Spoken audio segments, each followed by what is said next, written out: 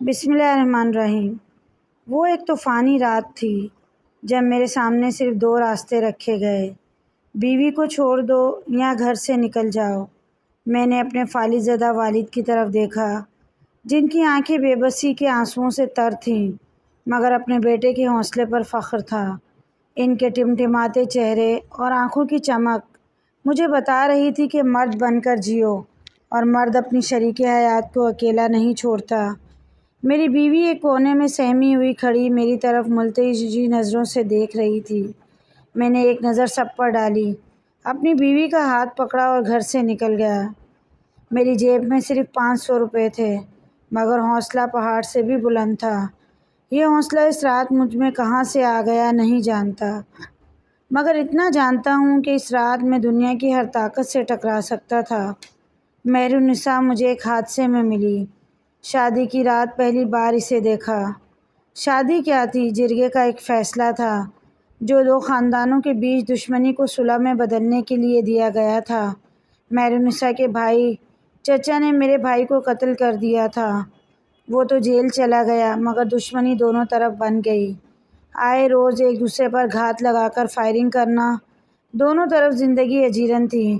جرگے نے دونوں خاندانوں کے بیچ فیصلہ دیا کہ قاتل کے گھر کی لڑکی مقتول کے گھر کے کسی لڑکے سے بیاہ دی جائے، اور قرعہ میرے نام نکلا کیونکہ میں سب سے چھوٹا تھا، 3rd ایئر کا اسٹوڈنٹ تھا۔ میرے پاس انکار کرنے کی یا احتجاج کی کوئی گنجائش نہ تھی۔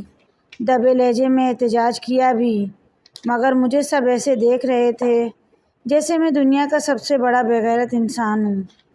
گھر میں خوشیاں منائی جا رہی تھیں کہ دشمن کو منہ کی کھانی پڑ رہی ہے، ان کی عورت ہمارے گھر آئے گی۔ اب وہ ساری عمر ہمارے سامنے آنکھ اٹھا کر بات نہیں کر سکتے۔ جہالت اور کسے کہتے ہیں؟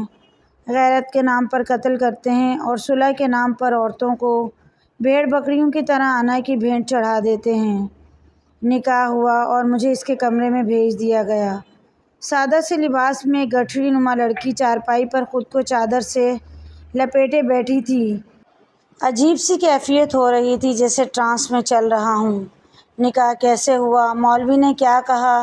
میں نے کیا جواب دیا؟ کچھ بھی تو یاد نہیں۔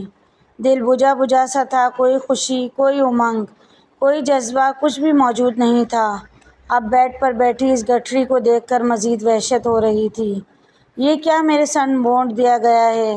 میں ایک تجسس لیے اس کے بیڈ پر ایک کونے پر بیٹھ گیا۔ میں نے گلا کھنکار کر پوچھا، کیا نام ہے تمہارا؟ اچانک اس نے چادر ہٹا کر میری طرف دیکھا۔ اس نے دونوں ہاتھ جوڑے ہوئے تھے اور پورا چہرہ آنسوؤں سے تر تھا۔ گھگھیائے ہوئے لہجے میں کچھ بول رہی تھی۔ مجھے مت مارو، میں نے کچھ نہیں کیا۔ بامشکل 16-17 سال کی ایک چھوئی موئی سی لال سرخ انار کی طرح معصوم سی لڑکی میرے سامنے بیٹھی رو رہی تھی۔ پتہ نہیں کتنا روئی ہوگی، آواز بھی اس کا ساتھ نہیں دے رہی تھی۔ میرے دل پر ایک تیر سا لگا، دکھ درد کی ایک لہر پورے بدن میں پھیل گئی۔ اسی وقت اپنے رسم و رواج سے سخت نفرت پیدا ہو گئی۔ میں جو کبھی فخر کرتا تھا اپنے خاندان کی جاہ و حشمت پر، لیکن اب خود سے گھن آنے لگی تھی۔ میرے سامنے کوئی بھیڑ بکری نہیں، ایک جیتا جاگتا انسان تھا۔ اس کی بھی کوئی خواہشات ہوں گی، زندگی سے اس نے بھی کچھ مانگا ہوگا۔ یہ کیا کہ دشمنی کی بھینٹ گائے بکری کی طرح بھگوان کے چرنوں میں بلی چڑھا دی۔ وہ پوری طرح کانپ رہی تھی۔ خوف و دہشت سے اس کے ہونٹ بالکل سفید ہو رہے تھے۔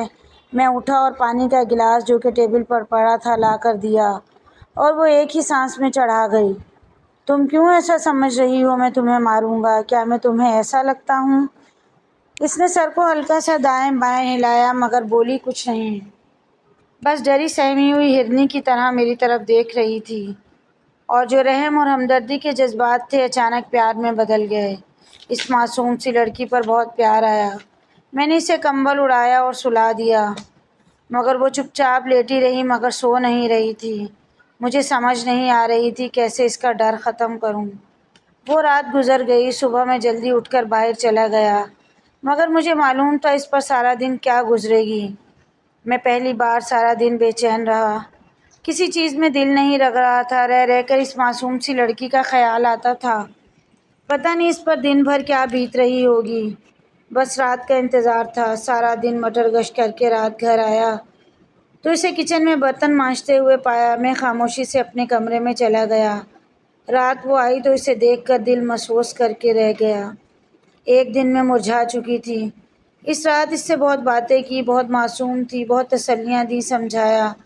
دن بھر کا حال پوچھا تو رو پڑی۔ مجھ پر حیرت کا پہاڑ ٹوٹ پڑا جب اس نے کہا مجھے کھانا الگ دیا گیا، ساتھ بھی نہیں بٹھایا گیا۔ میں نے اس کے دوسرے ہی دن امی سے بات کی تو مجھے سب نے ایسے دیکھا جیسے میں مریخ سے آیا ہوں۔ امی نے کہا جسے تم بیوی سمجھ رہے ہو یہ تمہاری بیوی نہیں ہے، یہ میرے بیٹے کے قاتل کی بیٹی ہے۔ اس سے ہمدردی کی ضرورت نہیں۔ کیا تمہارا خون سفید ہو گیا ہے؟ خبردار جو آئندہ اس کی حمایت کی۔ دن اسی طرح گزرتے رہے۔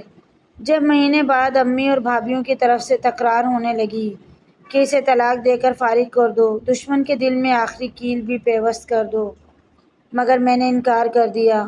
اور پھر وہ رات بھی آ گئی جب سارا گھرانہ ایک طرف کھڑا مجھے طلاق یا گھر چھوڑنے کا کہہ رہا تھا۔ میں نے گھر چھوڑ دیا۔ اتنی ہمت مجھ میں کہاں سے آئی یہ صرف میرا اللہ جانتا ہے، مگر جیسے ہی میں نے دہلیز پار کی بارش تھم گئی، آسمان پر ستارے نظر آنے لگے اور میں قدرت کا اشارہ سمجھ گیا کہ میں ہوں نا تمہارے ساتھ، ڈر کس بات کا۔ وہ چھوئی موئی سی لڑکی میرے ساتھ قدم سے قدم ملا کر اندھیری رات میں سنسان پگڈنڈیوں پر ایسے چل رہی تھی جیسے کچھ ہوا ہی نہیں۔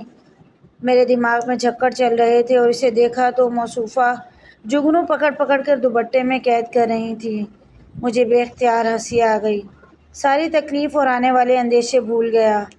میں نے کہا پاگل، تمہیں پتہ ہے ہم کہاں جا رہے ہیں؟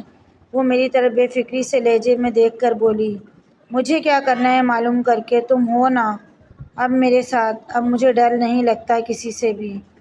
اور آج اس بات کو 20 سال گزر گئے ہیں۔ زندگی نہایت خوشحال گزر رہی ہے۔ دعا ہے اللہ تعالیٰ سب بہن بیٹیوں کے نصیب اچھے کرے۔ مزید ایسی ویڈیوز کے لیے چینل کو ضرور سبسکرائب کریں۔ ویڈیو پسند آئے تو لائک شیئر کمنٹ کریں۔